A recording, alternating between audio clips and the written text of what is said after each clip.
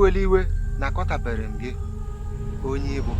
Akara nke adịghị n'azụ nke a pụtara na ịbụ chi nke eziokwu na ezi omume. Nwa bụ Obiora, ana m aṅụ iyi taa sị na aga m ahụ gị n'anya ma bụrụkwa ebe isi adọrọ ikikere gị n'ụwa ma n'ụwa ọzọ.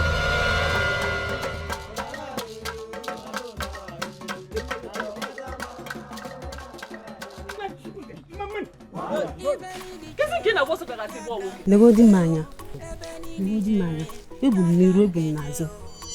Ọ o si n'elu na-agbada n'odogwu gị ahụ. Ihe ọ chọrọ ime ọkwa ka ọ pati ya apata.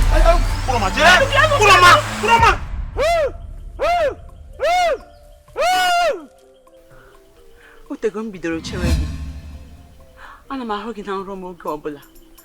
Nwa m, nya bụ na o nwere onye gị na-adị na mma. Mụ na gị ma na o nwere nwoke m na ya ma chacha. Enwere nwoke m na ya na-adị na mma.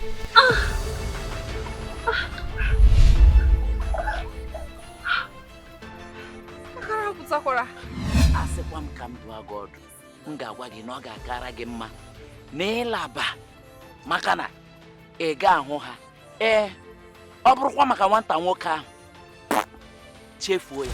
Ụdara ọmụ ọkpara dị mgba aka na-eme nka n'obodo anyị niile.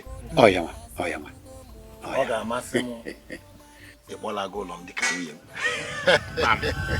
Ọmalụ m, achọ m ele. Isi gịnị?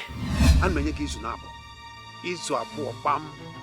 Ọ bụ na ịkpọta anyị nwokorobịa ebe a ga-alụ gị menye ụnụ ngozi nna na nwa nke m na gị akwụkwọ kpam.